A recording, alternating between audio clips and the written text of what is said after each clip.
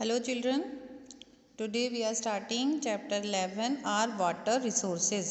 Last chapter में हमने पढ़ा था soil resources. इस chapter में हम पढ़ेंगे water resources यानी पानी के कौन कौन से resources हैं. Water as a resource. Water is very important. आप सबको पता है पानी बहुत important है. सारी जो हमारी लिविंग जो भी थिंग्स हैं वो किस पे डिपेंड करती हैं, पानी पे डिपेंड करती हैं. हमें सरवाइव करने के लिए हमें पानी किस किस के लिए चाहिए होता है. ड्रिंकिंग यानी पीने के लिए, वॉशिंग कपड़े धोने या कुछ भी बर्तन धोने, कुकिंग खाना बनाने, और बाथिंग यानी नहाने के लिए, और फसलें उगाने के लिए, इंडस्ट्रीज़ में कुछ भी जैसे बनाना है, उस फैक्ट्रीज जो भी होती हैं उनमें इलेक्ट्रिसिटी जनरेट करने में, सब में हमें किसकी ज़रूरत होती है, पानी की ज़रूरत होती है. Sources of water. हमारी अर्थ पर 97% जो है वो ओशियंस एंड सीज है, समुद्र हैं. But this water is too salty and not fit for domestic use. लेकिन ये जो पानी है वो बहुत ज़्यादा नमकीन है और डोमेस्टिक यूज़ के लिए फ़िट नहीं है. मतलब हम घर के लिए इस पानी को यूज़ नहीं करते हैं. लेकिन जो रिमेनिंग 3% वाटर है वो अर्थ पर इज़ फ्रेश वाटर. मतलब वो पानी क्या है, फ्रेश पानी है. The sources of fresh water are rain.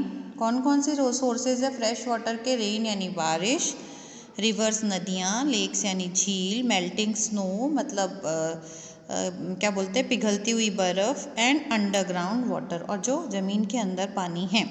Fresh water is available to us depending on seasons, location and depth.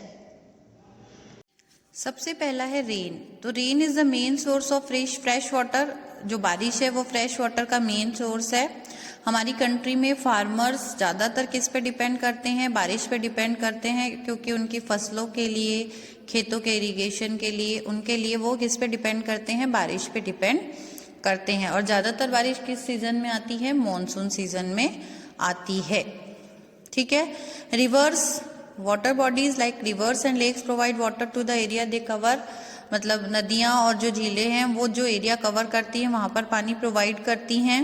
जो नॉर्दर्न प्लेन्स की जो नदियाँ हैं वो माउंटेन से निकलती हैं, उनका पानी जो होता है वो प्योर और फ्रेश रहता है, क्योंकि वो मेल्टिंग ग्लेशियर्स से निकलती हैं. ये हमने पढ़ा ही था. और लेक्स में भी नेचुरल और मैन मेड, मतलब जो नदियाँ झीलें हैं वो नेचुरल भी हो सकती हैं और मैन मेड भी हो सकती हैं. मतलब हम जैसे आदमियों ने बनाई हुई है वैसी भी हो सकती हैं. Large lakes like Chilka Lake in Odisha, which is the largest lagoon in India, and Dal Lake in Kashmir are also tourist attraction. जो बड़ी बड़ी झीलें हैं जैसे डल झील और ये उड़ीसा में चिल्का झील जो है ये टूरिस्ट को अट्रैक्ट करती हैं. फिर ground water. When it rain some water seeps into the ground. जब बारिश होती है तो कुछ पानी जो है वो पानी के जमीन के अंदर चला जाता है और ग्राउंड वाटर के जैसे अवेलेबल रहता है. In areas where ground water is available easily. जिन एरियाज में ग्राउंड वाटर इजीली अवेलेबल रहता है वहाँ पे लोग क्या करते हैं, कुएं खोदते हैं और फिर अपने जहाँ पे भी उन्हें पानी चाहिए होता है वहाँ पानी लेते हैं. This water is use in houses as well as to irrigate fields. ये पानी घरों में, जैसे घरों में होते ही हैं, कुएं रहते थे पहले, और वो क्या बोलते हैं, हैंडपम्प भी रहते हैं, आजकल भी रहते हैं हैंडपम्प. तो वो पानी घरों में यूज करते हैं और फसलों में, फिर खेतों में भी काम आता है. Handpumps operated manually are also used. अब है irrigation in India. Agriculture is the most important occupation. Irrigation मतलब क्या होता है, फसलों के लिए जुताई, खेत की जुताई के लिए क्या चाहिए होता है, पानी चाहिए होता है, जिसके लिए जो फार्मर्स है वो कम्प्लीटली रेनफॉल पर डिपेंड करते हैं. The main method of irrigation for Indian farmers are. और अगर पानी नहीं आता है, बारिश नहीं होती है, तो कहाँ से पानी लेते हैं किसान? Wells and tubewells. When groundwater level is high, wells provide water for irrigation. Wells यानी कुएं होते हैं, तो कुओं से जब water level, ground water level जो हाई होता है अगर, तब हमें कुओं से पानी हम ले सकते हैं. और जब when ground water level is very low, electric pumps are use to pump the water out. तब इलेक्ट्रिक जो पंप होती है, मशीन, मोटर जो होती हैं वो यूज की जाती हैं ताकि हम पानी बाहर निकाल सके। बाय अटैचिंग पाइप्स और tubes to the well, they are called tube wells. मतलब वो बोरवेल जैसे बोलते हैं ना, तो वो कहाँ से निकालते हैं? हम मोटर चला के पानी निकालते हैं, अंडरग्राउंड जो वाटर होता है वो।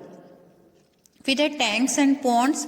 इन रॉकी और hilly areas like the southern plateau it is difficult to dig wells. मतलब जो चट्टानी एरिया जो होता है, हिली एरिया होता है, माउंटेन्स वाला एरिया होता है, वहाँ पर मुश्किल होता है हमें कुएं खोदना और अंडरग्राउंड जो पानी होता है उसको निकालना। इसीलिए लोग यूजुअली क्या करते हैं, टैंक्स और पॉन्ड पे डिपेंड करते हैं। ये बारिश के सीजन में भर जाते हैं। This water is use to irrigate. तालाब होते हैं ना, तालाब छोटे छोटे होते हैं, टैंक बना लेते हैं, उसमें पानी भर जाता है बारिश का, और वो पानी फिर वो लोग यूज करते हैं। फिर है डैम्स। डैम्स यानी बांध। A dam is a structure built to control the flow of river water. नदी के पानी के फ्लो को कंट्रोल करने के लिए डैम बनाया जाता है। It is a strong wall in the path of the river. नदी के रास्ते में एक बहुत बड़ी सी दीवार बनाई जाती है मजबूत, विद स्पेशल गेट्स। गेट्स भी बनाए जाते हैं जिनको स्लुइस गेट्स बोलते हैं, जो कि बंद कर देते हैं अगर ज़्यादा पानी जैसे पानी को हमें रोक के रखना है नदी के पानी को, तो वो गेट बंद कर देंगे। लेकिन अगर ज़्यादा ही आ रहा है पानी, बहुत ज़्यादा बारिश हो गई, तो वो गेट खोलने पड़ते हैं। क्योंकि क्या हो जाता है, अगर गेट नहीं खोलेंगे तो पानी ओवरफ्लो हो जाएगा और फिर गेट वगैरह टूट सकते हैं। The water stored in dams can be carried to fields with the help of small channels. जो इन डैम्स में पानी स्टोर करके रखते हैं, उनको स्मॉल छोटी छोटी जैसे नहरें यहाँ है ना अपने यहाँ पे किशोर सागर जैसे नहर है, उसमें वैसे वहाँ उसमें किससे पानी आता है? अपने कोटा बैराज वाले बांध से पानी आता है, छोड़ते हैं तो वो फिर फुल होती है। फिर वहाँ से इधर खेतों में, बोरखेड़ा साइड जो खेत होते हैं वहाँ पे नहर एक छोटी सी बना दी गई है, उसमें पानी आता है और फिर वहाँ से जो फार्मर्स हैं वो पानी लेकर अपने खेत में यूज़ करते हैं। मल्टीपर्पज प्रोजेक्ट्स मतलब जो बिसाइड स्टोरिंग वाटर, पानी को स्टोर करने के अलावा जो डैम्स होते हैं हमारे, वो बहुत यूजफुल हैं अदर वेज में भी। कैसे? ये क्या करते हैं, इनसे हम इलेक्ट्रिसिटी भी generate, they are also use to generate electricity भी इनसे जनरेट की जाती है। Electricity produced by water is known as hydel power और hydro electricity. Dams are therefore called multipurpose projects. इसीलिए डैम्स को मल्टीपर्पज प्रोजेक्ट्स के नाम से जाना जाता है। कुछ इंपॉर्टेंट जो मल्टीपर्पज प्रोजेक्ट है हमारी कंट्री में वो हैं, जैसे हीराकुड डैम, ये रिवर महानदी पे बनाया है उड़ीसा में। ये longest dam in the world का सबसे बड़ा डैम है हीराकुड डैम। फिर Bhakra Nangal dam, it is built on the river Sutlej नदी पे बनाया है। ये है हिमाचल प्रदेश, पंजाब, हरियाणा, राजस्थान, दिल्ली में पानी सर्व करता है। दामोदर वैली प्रोजेक्ट, ये दामोदर नदी पे बनाया गया है। ये वेस्ट बंगाल और झारखंड में पानी पहुंचाता है। सरदार सरोवर डैम, ये नर्मदा नदी पे बनाया है, गुजरात और मध्य प्रदेश में पानी सर्व करता है। Nagarjuna Sagar dam, it is built on the river Krishna in Andhra Pradesh में कृष्णा नदी पर बनाया गया है। Tehri dam built on the Bhagirath river, Bhagirath नदी पर बनाया है in Uttarakhand. It is the tallest dam in India का सबसे लंबा डैम है टेहरी डैम। ठीक है, तो कौन कौन से हो गए? Hirakund, Bhakra Nangal, Damodar valley, Sardar Sarovar, Nagarjuna Sagar, Tehri dam. ठीक है, अब है conservation of water. Water is essential for our survival on the अर्थ।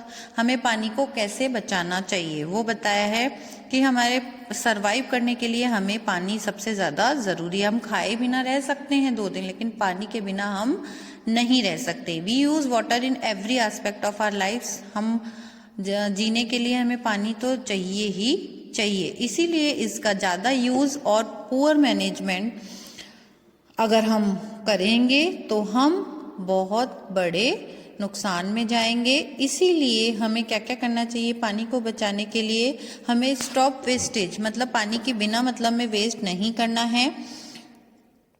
जो फ्रेश वाटर आता है उसका वेस्टेज कम करना है। नल को कम चलाओ, जब हम यूज़ नहीं कर रहे हैं तो बंद कर दो। तो एक तो है स्टॉप वेस्टेज, फिर रिड्यूस पॉल्यूशन, मतलब नदियों नालों इनमें फालतू में जो कचरा है वो नहीं डालना चाहिए। घर का कचरा हो गया, नदी नालों का कचरा हो गया, केमिकल्स हो गया, वो अगर हम पानी में डालते हैं तो पानी जो है, हमारी वाटर बॉडीज जो है वो पॉल्यूट होती हैं, मतलब उनमें गंदी होती हैं। इसलिए हमें उनको साफ रखना चाहिए। बिल्डिंग मीन्स ऑफ स्टोरेज, मतलब dams, tank and ponds store rain water and this water can be use during dry season. हमें ज़्यादा से ज़्यादा डैम, पॉन्ड्स, टैंक्स ये सब यूज़ करने चाहिए, इनका पानी यूज़ करना चाहिए ताकि हम रेन वाटर को यूज़ कर सकें। फिर rain water harvesting, rain water falling on roofs for building can be collected. जो हमारी छतों पर, घर की छतों पर जो पानी अगर आ रहा है बारिश का, हम उसको भी कलेक्ट कर सकते हैं और अंडरग्राउंड टैंक्स बनाकर उसमें स्टोर कर सकते हैं। फिर जब भी हमें ज़रूरत होगी हम पंप से वो पानी निकाल सकते हैं। This technique of collecting and storing rain water is known as rain water harvesting. इस टेक्निक को, मतलब बारिश के पानी को बचाना, स्टोर करना, ये क्या कहलाता है? Rain water harvesting. तो हमें ये सब स्टेप्स को फॉलो करना चाहिए। ये हो गया आपका चैप्टर। अब इसमें से ये आपको पढ़ना है, फिर मैं इसमें से छोटे छोटे क्वेश्चन बना के दूंगी, वो आपको करके मुझे भेजने हैं। क्वेश्चन आंसर नेक्स्ट वीक मैं दूंगी, तब आप करेंगे, ठीक है।